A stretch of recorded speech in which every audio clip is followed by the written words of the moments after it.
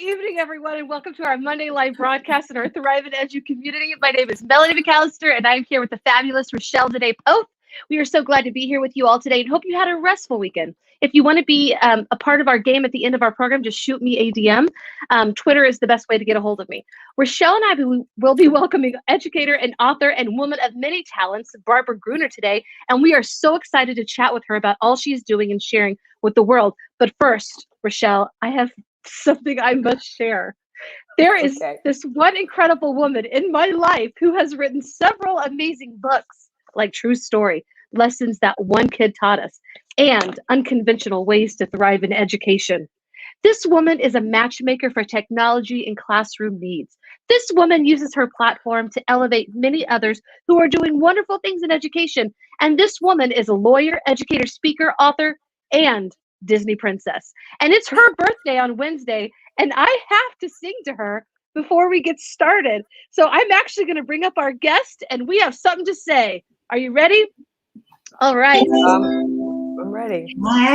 Happy birthday to you.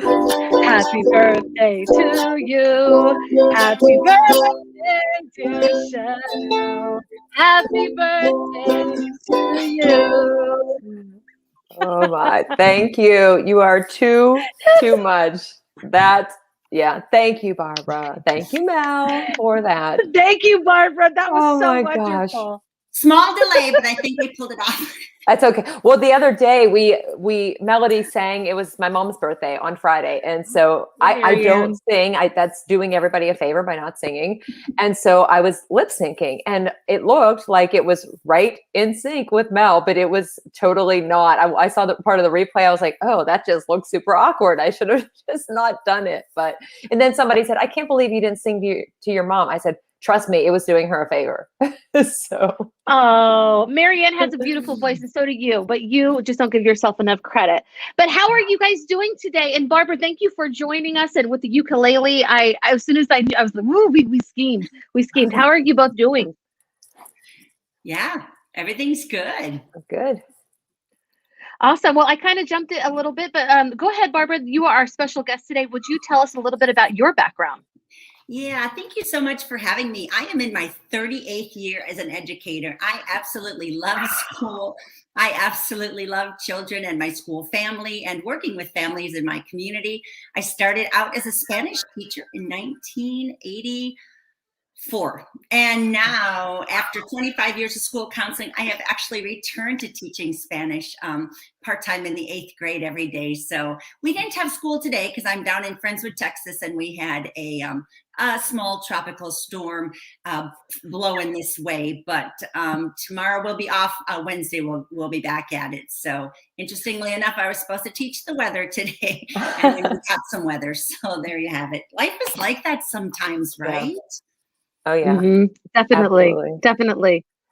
And how's the weather in on the East Coast? Are you guys okay? Oh yeah, you mean me? Yeah. Yeah, the weather is it's great. Like the weekend was beautiful. It was so nice. I got to sit outside. I got to do some work outside, and then today it's back up in the mid 80s, I think, or close to 80 and sunny, and yeah, it's very nice. So of course, like the kids and everybody's like, wow, we got to be back inside, at school. But it's always like that. You head back to school in August and September, like better weather than the summer. So it's okay, but it's all good. It really is. And I just think this is so cool. So we have Rachelle's on the East Coast. We've got Texas, Southern Texas, because you were right on the coast. And then I'm all the way up in Alaska. Like, this is a cool show today. And another thing that we all have in common is that we are all EduMatch Publishing authors. And so, Barbara, I want to congratulate you on your Mom's Choice Award. So cool. I love this book. Tell us what's like. You dropped this book a few months ago, just 2 months ago, right? Right. So it came out actually on June the 1st on my 60th birthday. So that's super fun for me because I wanted to stand as a message that you're never too young or too old to fulfill a dream. I love children's books. I've loved children's literature since I did it as storytelling event in high school for the Forensics League, and just always loved finding a good story. Like when you can make a good story come alive, you can like teach empathy and like all the character traits, right? And so I was forever looking for a good story. And then I heard a story one day about 10 years ago that I thought, man, that would make a great children's book. And when my friend Jennifer told me her dad's story, I said, you have to write that down, Mr. Quigley's Keys. It sounds amazing. And she said, well, I'm not an author. And then she's like, but I know who is. And I'm like, whoa. I don't write fiction. I write like prose, like realistic prose.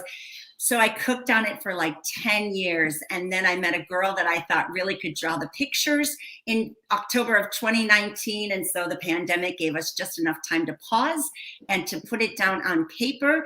And it came to life through EduMatch Publishing on June the 1st. Yay. It's awesome. That is It's really exciting. awesome. And I'm going to drop the link to this book. And so how did you find out that you were a Mom's Choice Award recipient? So you have to really apply for the awards. So my other book, What's Under Your Cape, got that award in 2014. And so I thought, okay, I may as well send them a few books and apply. And then I got an email saying that we had been chosen, and it was a gold award. They of course have bronze, silver, and gold. And so I was really excited because basically it's for family friendliness, right? But it's also quality, like material that you would put in the hands of families. And I feel like Mr. Quigley's story, loosely based on the life of Don Pittman, who was a Korean War veteran, is really good for kids because it talks veterans, and he was deaf because of a war injury. So you get some sign language. I'm told that 3rd and 4th graders in particular are really trying to use the signs to spell their name, to say their address, to say their phone number. So that's woven in. And for me, the empathy piece, like, how do you step into somebody else's story, like this man who was a maintenance man, stepped into the stories of the children in his school. So it's so much fun for me. And I think my illustrator did such a great job. One of my favorite pages is when the book goes orientation this to this, and you get a picture of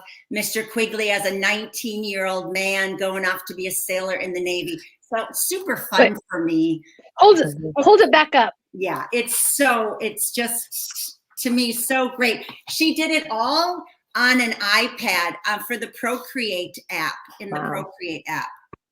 I just think she is so amazing. And then she hid these little keys. See the camouflage key? Oh, yeah. Oh, yeah. Of those in her illustrations. So kids are calling it the mini game, and they're loving the mini game. To be looking for those keys. And those keys represent really the character traits that man modeled as he quietly jingled through the halls of his school. So we had fun collaborating and writing it, and we're super excited, not just that it won an award, but just that we can keep his story alive and really talk about how relationship, it knows no hierarchy. It doesn't matter if you're a doctor, a lawyer, the president, a handyman, a dairy farmer. Like, I grew up on a dairy farm. Like, none of that matters as long as you're kind to people. Yeah. Relationships are critical. Key. They're truly every day. Key. Yeah. Yes. They're key. And I will say what you did there. So I've got to read this with my kids, and I left you a Vox, and I told you, like, I just got so many goosebumps, and my kids are very excited about learning some ASL. My husband he speaks ASL fluently. So I always tell him, why don't you teach us more? Because it is something that he feels is really important. But yeah, I love it. Ooh, and Dr. Sarah says, hey, everyone. Sarah, yes. Hey, thank you, Sarah. Come true. Yes. So when people like find out, like, the people that you're working with now, did they know you before you came to the school, or what was that like when they found out you were an author? Well, it was pretty funny because one of them came down to my room and she's like, are you at the library on an author visit tonight? I'm like, yeah, that's today after school. I don't think titles are that big of a deal. So to me, I'm just there teaching Spanish, but it's kind of funny. Like, we're with a published author, and for some reason it's a big deal in my mind, but I don't want to make it like a too big of a deal, because I don't know if that's humility or that's just what we grew up, kind of just, go about doing your thing. And I guess we were always taught not to brag or boast. I don't know, but yeah. Well, it's not, I'm going to brag on both of you. You both are amazing authors. Like, I'm holding up, I've got friends that are published people. I'm going to brag on both of them. You guys are amazing. Amazing. I love it. I'm so glad both of you are here. And, another thing that you guys have in common, you're both Spanish teachers. And I'm just curious, what does navigating this year look like for you? We're back to school. What are some things that are working or not working? And if you're watching, tell us what's working and not working for you too. What I'll say first is, and I'm 95% kidding when I say this, is I feel like I forgot how to teach, because last year, the year we started virtual, so the most recent, it was 2 school years ago. And just like in my Spanish 1 class, I don't know the majority of the students, or I didn't know the majority of the students this year because I didn't have them in my STEAM course as 8th graders. So getting to know them at the beginning of the year and then teaching with the masks on, like when I was teaching from home, obviously I didn't have the mask on, but still teaching them the alphabet or pronunciation in that first level, it was hard to do that virtually because of the connections, if there's background noise. So I relied on using Synth to pre-record just like some listening comprehension. And so this year, even now, just trying to go through with the alphabet and speak, and they're like, what was that? How do you say that letter? And so I'm relying on some of those, but I forgot about all of the things that I created last year for these types of environments. So now I'm trying to kind of weave through I used to think this was the best way to go about teaching them the alphabet or activities to do in the classroom. And then I have that experience from last year. So I'm still in the process of navigating it because there are still so many unknowns. It's are we going to be closing? Are we going to shift? So I don't know. I don't know about Barbara, but that's where I am right now. But it's fun. It's great to be back in person with the kids and, the personalities and everything. And so that's my take on it. Yeah. Down in Texas, we are having a blast. I left public school 3 years ago. So those kids were 4th graders.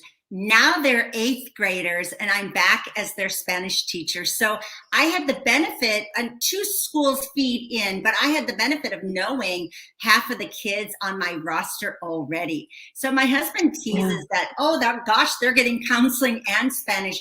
I put a peace corner in my room right away. I get that these kids are coming from all sorts of walks of, different traumas or different experiences during the pandemic. And my poor teaching team, when they tell me what they went through last year with hybrid and remote, and some kids here and some kids there, and here a kid, there a kid. I mean, I just am I thought it was bad for me because I was home at Zoom trying to, do PD on Zoom. And I'm like, what teacher wants to take a 3-hour Zoom with me over the computer? But I think they may have had it worse, even though we know that comparison is the thief of joy. I am just so jazzed to be back in the classroom and to sing with these kids and to play games with them and relationship building first. And then I'm learning so much technology because when I taught 26 years ago, we actually had a book for the grades. So I had to have a lesson, how do I even put a grade down in my online grade book? But we have Flipgrid and we have Textivate and we have all these things we just didn't have. So it enhances, and my learning is super steep, the curve. But the relationships are the same. And some of those kids, I had their parents in Spanish 30 years ago. So I'm just having a hoot. It's a blast. That actually is really cool. And Dr. Sarah says that what's not working for her is prioritizing and not feeling overwhelmed. Yeah. So thank you for being vulnerable. But everybody, both of you ladies and Dr. Sarah. I think it's so cool when people can talk about, what is really working and what is not. And I remember coming back into the classroom after about a 3-year break. And I felt the same way that you're saying, Barbara. It was just the technology, even though I'd only been gone 3 years, I felt like the technology had advanced 5 to 15 years ahead of me. I was just, Flipgrid was another one of those that I had to learn. But yeah. So, something I just lost my train of thought. Rachelle, I was going to ask you a question. I'm so it just was gone. I thought you were asking me to read your mind. I was like, I don't know if I have that skill set to do that. I wish I did, but What? Oh no, I know what I was gonna say because Yeah. both of you, we were talking about this before the show. I was like, oh my gosh, I knew. How do you guys deal with the missing letters in the Spanish alphabet? Yeah, I was having none of it. I was looking at the posters on Amazon, and the che and the eye and the ere, that they were not there. So I'm like, okay, well, these posters are wrong. I'm not buying these posters. So I say to my mentor teacher, what is going on? Like, why can't I find the alphabet, like the right alphabet? And she's like, oh yeah, well, I hate to tell you this, but they took those double letters away. And I'm like, stop it. And I was like, no, they didn't. Can I still put them in there? And she was like, well, we don't really teach them anymore. I'm like, but the H is silent and the C and the H. And I like went off, and she's like, I know, I feel your pain, but they've been gone for quite a while now. And I'm like, it's Pluto all over again, because my husband works at NASA. And so we had that connection. And it was really, really crazy for me, because one time I even like sang the song and I put it in there, and my kids are like, Miss Gruener, what are you doing? I'm like, I don't know. I'm having withdrawal. I don't know. Oh gosh. Yeah. It's interesting because like I have an alphabet page. I have a lot. I have so many things, but I have one that I had from years ago, and it had like 3 columns, 30 letters, the letter, the phonetic, how you pronounce it. And then it had some key things like there are no K's and W's, and the H is silent. And sometimes this letter sounds like this, and so forth. And then of course, some books have like the Enye is still in there. So there's 27 letters. So you have a variation, but depending on the videos or the resources, of course, sometimes they have those and don't. But I pulled out an actual hardcover dictionary, and I showed the students, like, when you would look up a word, you know, if you wanted to look up a word that had CH, like it had its own section in the dictionary. And they were like, what's that dictionary thing? Like, I use Google Translate. Like, no, stop those words. No Google Translate. But I still, when I teach it, I teach them the 30 letters. Like, I just go through all the sounds and pronunciation, and then we discuss about how it's changed and why it has changed, because language changes all the time.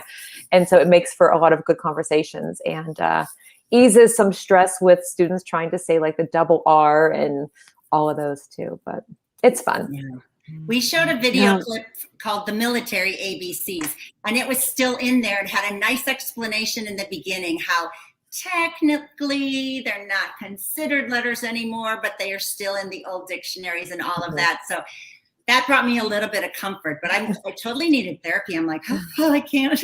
I know. It's like, what do you mean? Well, it's fun.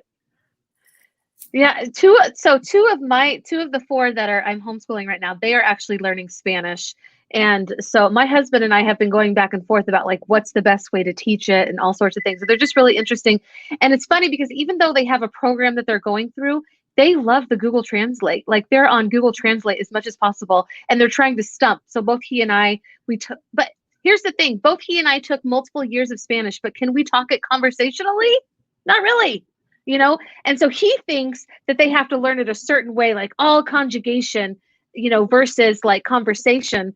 And I'm just like, well, my middle school professor, we called her Professora Shell. She taught us the conversation, and that's what I remember more than high school and college combined. So what do you feel like are the best ways? I'm just curious now, and this was not something I planned to ask you, but now that we're talking about it, what are some of the best ways that you feel like teaching Spanish, like how it means so much to kids? Like, how does, you know, or I don't know if that made any sense. I should probably stop talking. It made total sense, because you're asking where do we see success and what methods and so forth that we use with kids. And I know for me, like I joke with them all the time and say, first of all, I didn't even take Spanish in high school. I took French. I had no idea I would be a teacher. And here I am all these years later teaching Spanish. And you never know where you're going to need the skills. And a lot of the kids, they're nervous about speaking. I said, we're nervous about speaking in English. Like I get nervous speaking in front of other people. I said, that's just a natural thing. Mispronouncing words. We mispronounce words in English, but we speak English. So shouldn't we know everything? Like I said, no, like there are so many words. I have no idea what they mean in English. And I've been speaking it way longer than you. So I think, for me, relating those experiences of like learning the language, but also saying like, yeah, you know what? Sometimes you're not going to be the best at it. And conjugating verbs is hard. And there's always going to be, like we go through all this, there's going to be somebody better than you, not as good as you, the same as you. It's going to vary all the time. I said, but you cannot rely on Google Translate. You have to do your own work and make your own mistakes, because if not, I can't help you. And I will help you, but if you're using those things, I'm not going to help you, even though that's not true. Like, but I think whenever, I don't know, and I try to say it too sometimes, like, I know I sound like a teacher thing. It's a teacher thing that I would say, but I've been there. Like, I know what it's like to struggle with different things. And I said, just got to try. And I said, have fun with it. I said, it's cool to speak a different language. Come on. So Mom taught me that. Oh, there's Marianne. Woo, Marianne. We're having a lot of fun with it. I think it's so interesting, the switch from 26 years ago when we were really just plowing through curriculum and teaching, endings, and now more comprehensible input, right? Like, what can they understand? And so when I teach the days of the week last week, then I just lodged into, si hoy es martes, ¿qué día es mañana? And then I would like point, si hoy es martes, ¿qué día es mañana? And then I'll just keep saying it until someone like gets it, like, oh my gosh, she's asking if today is Tuesday, what day is tomorrow? So then they'll raise their hand and they're like, oh, do you know, Jose sabes? And then he's so excited and he'd be like, miracles. And then you're like, oh, close. Let's look at how to pronounce that. It's miracles. And we make it so sing-songy. They say now 40 repetitions for language acquisition. And when I taught it all those years ago, I was like, you got to hear this at least 18 times. Well, that was to commit it to short-term memory. So we know so much more now, and I am just having a blast with it. Oh my goodness. It's so much fun for them to kind of guess, for them to make the patterns, for them to make the leaps, and then for them to understand, as opposed to let's just memorize that it's hablo, hablas, habla, hablamos, hablan, Mm-hmm. Now, is that how you got into the ukulele? Because of Spanish? Yeah, like because you were teaching and you wanted to sing, or how did that come about? It was actually growth mindset, because I was transferred to another school. And I was like, I don't even know anything about 3rd, 4th, and 5th, because I had been like primary for 15 years. So that summer we were on a Twitter chat and they said, what are you going to do that's new this summer? It was a TLAP chat.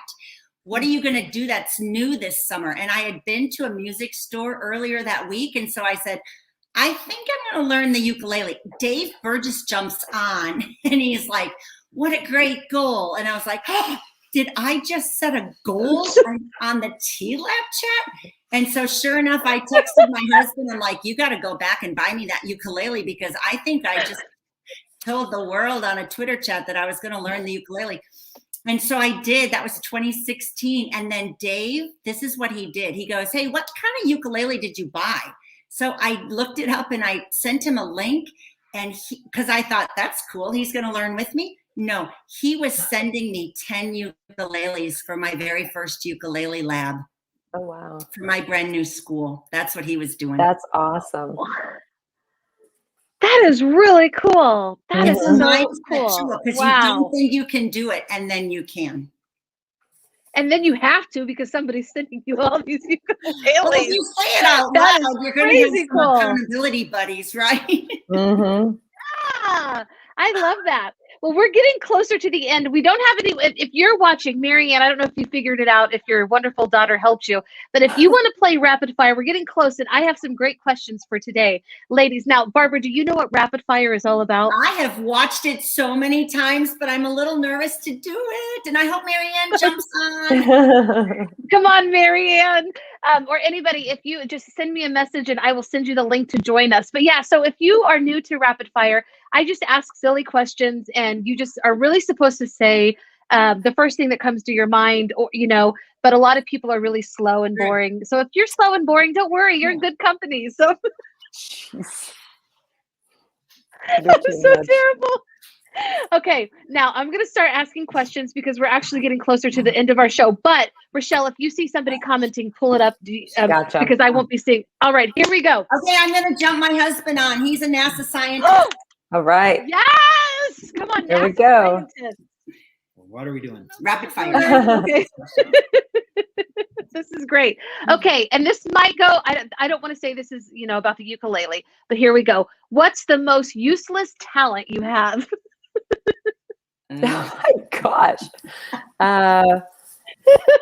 I don't think it's the ukulele at all. I think it's wonderful to be able to do that. I don't even want to answer that because it might be something like that somebody is really good at and considers to be like a great talent. So I don't want to downplay it. I mean, okay, I got it. Folding notes.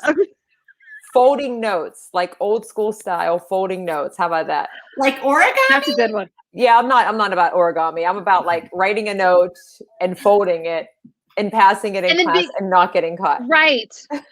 Oh, that's good. That's good. That's a good one. I like that. Okay, we're saying sweeping. Oh, that's a good one. I am not good at sweeping. I just avoid it. Not useless. I avoid it. Well, we have I hate it. Roombas now. Roombas do it all for you. Oh. Yeah, that's true. Oh.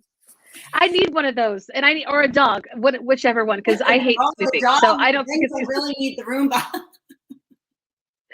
All right, here's another one. What is the worst movie that you love? Like, it's a terrible movie, but you love it anyway. I'm changing that. I'm stopping with worst movie, and I'm saying Spinal Tap.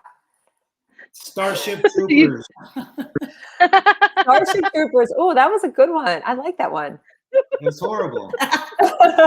Arachnids. But you love it. Yeah. But you love it. Oh my gosh. I don't know. I'm not a moviegoer very much, so I'll pass. Rachelle, are you saying? You know what? I love so many stupid movies, but the best one is Mrs. Winterbourne. I mean, you gotta watch it. You gotta experience it. It is the worst, but it's one of my all-time favorites. So yeah, Joe the Volcano, awesome. Joe the Volcano, yes. Oh my gosh.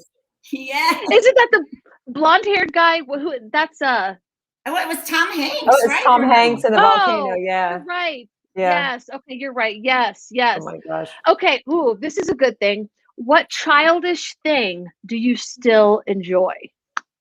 I paint toy soldiers. He does. It's true. Oh. Let's see. Roller skating, but I haven't in a while. But I would like to go. Just gonna throw that out there. I might hurt myself. Reading picture books. What did you say about picture books? Reading picture books? Reading picture books, yeah. That's good. I think picking scabs is probably one of the childish things that I really enjoy. That's pretty funny. I'm sorry. It's pretty gross. Okay. What's your favorite book? Since we're all authors here, what is your favorite book? Oh, I'm going Devil Wears Prada. You read the book? Wow. Yeah.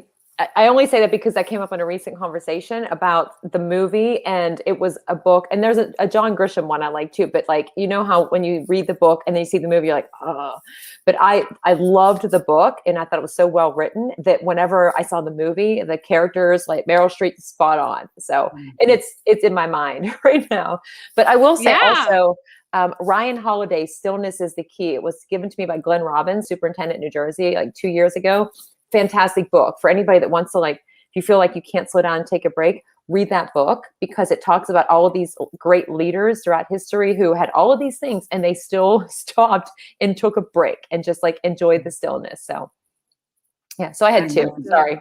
I'm going to probably say Tuesdays with Morrie by Mitch Albom. That was pretty influential to me. It's pretty easy read, but it's just like got you to thinking, like, who is that mentor? And how have they changed you? Mm-hmm. Yeah. How about Mr. NASA? Oh, well, I'm not an author, but it's pretty easy. I'll say the Bible. I love the Bible. I have it right next to me. I love it. My pocket one. Woo! Yes. You know, I was going to say Francine Rivers is my favorite author, and her book, oh no, it's love. Her first, Francine Rivers, everything she writes, but she has one that I have like bought 13 times and given it away 13 times. And then somebody took pity on me and gave me one of the first editions. And I can't even think of her. It's the book of Hosea that is like kind of like put out in a story form, but it's great. Francine Rivers. Okay, another question. How many questions do you want me to ask? I haven't even looked at the time. Okay, two more. Okay. Dos más. Dos más. Okay. Ooh. We already done that. What is your favorite dessert. What's your favorite dessert? We'll go easy on this one. Cake. Coconut meringue Just- pie. Ooh. Yes. I'm going to have to go. Oh gosh, I love dessert so much. I usually pick a cookie. Over anything else. The salted caramel chocolate chunk at Arby's is really good these days. Yes. Yes. That is definitely one of my favorites too. Okay, Mary here likes is the- icing. Yeah, we get along well. Although I like icing too. Just take the cake. I take the cake. Shake the icing. Or if you get a cake, don't expect there to be icing because She ate it. Potentially. We just give her some extra icing. Yeah, I'm not a big icing person except for the Walmart cakes. They have that like whipped ice, the icing. I like that, but I'm not like big on buttercream. I love buttercream. You know? Yeah. Yeah. Yeah. Yeah. Yep. So cool. Okay, one more. Let's see. What is something that you don't like doing? There's a lot. Cleaning. Yeah, can we go back to sweeping? Yeah, I Yeah. hate doing the yard work, like the mowing and the sweeping. Ugh. Mm-hmm. Yes, I am the same. Yeah, we don't like Go cleaning ahead. our pool, so we hired a guy to clean our pool. Yeah. Oh, cooking, really? Oh, wow. I hate sweeping. I was just thinking about it. Like, I don't mind doing the dishes because I get to listen to my music and I turn it up really loud and nobody gets to say anything because nobody else wants to do the dishes. So I just rock out. But I absolutely abhor sweeping. I hate it. I hate vacuuming. I hate sweeping. I make everybody else do it. I'm not going to do it. And in my family, we all know that I'm not going to sweep. So Yeah. I don't know. It's terrible. Well, thank you. What is your husband's name, Barbara? John, thank you so much for joining us today. That was so fun. We still got another person to join us. And Marianne, thank you for joining us as well.